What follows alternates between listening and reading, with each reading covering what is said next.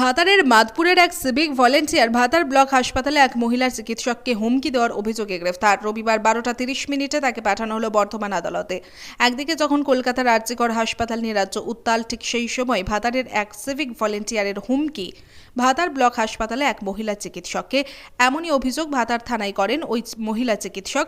সেই অভিযোগের ভিত্তিতে ভাতার থানার পুলিশ ওই সিভিক ভলেন্টিয়ার সুশান্ত রায়কে তার গ্রাম অর্থাৎ মাদপুর থেকে গ্রেফতার করে। গতকাল রবিবার তাকে পাঠানো হলো বর্ধমান আদালতে। সেটা কি করে জানবো বলুন? ওর বাড়িতে চেঁচামেচি করে, অত্যাচার করে। হ্যাঁ, সে তো বাড়ির মধ্যে করে, পাড়াতে মাঝে মাঝে করে।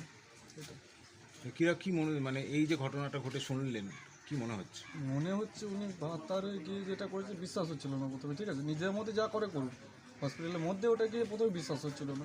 তারপরে শুনলাম টিভিতেও এখন দেখছি, এটাই ওই টিভির খবর থেকে যেটা পাচ্ছি ওইটুকুই। কি নাম আপনার? সৌমেন পণ্ডিত।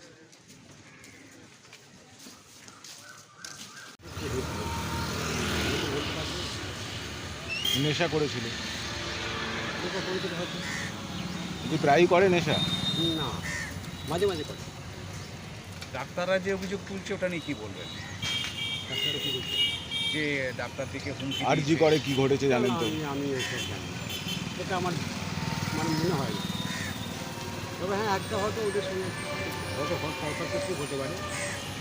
ওকে যিনি দেখেছিলেন তিনি বলেছিলেন যে আপনার কাছে নিজে নিয়ে আসুন, কিন্তু অত রাত্রে পাইনি।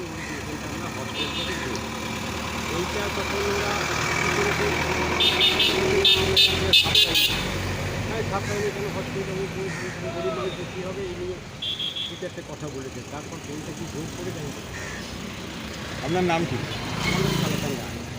কালাচাঁদরা কত বছর চাকরি করছে ছেলে সিভিকের কাজ? 2013 সালে জয়েন করেছে। বাড়ি ফিরতো, রাতে বাড়ি ফিরতো? হ্যাঁ, বাড়িতেই থাকতো তো। ওর তো গ্রামেই ডিউটি, ওর তো গ্রামে অঞ্চলে ডিউটি। কিন্তু সেদিন রাতে কি হয়েছিল? সেদিন রাতে সেদিন জানি না। সেদিন রাতে বললো ইয়েতে কামনাড়ায় ডিউটি আছে, তুই সব শীতে জল ঢালতে যাবো, ওর ডিউটি আছে। তারপর সে ডিউটি গেছে, কোথায় গেছে আমি কিন্তু ডিউটিতে যেয়ে নেশা করলো। ভাতার থেকে আমিরুল ইসলামের রিপোর্ট, সুন্দর বাংলা নিউজ।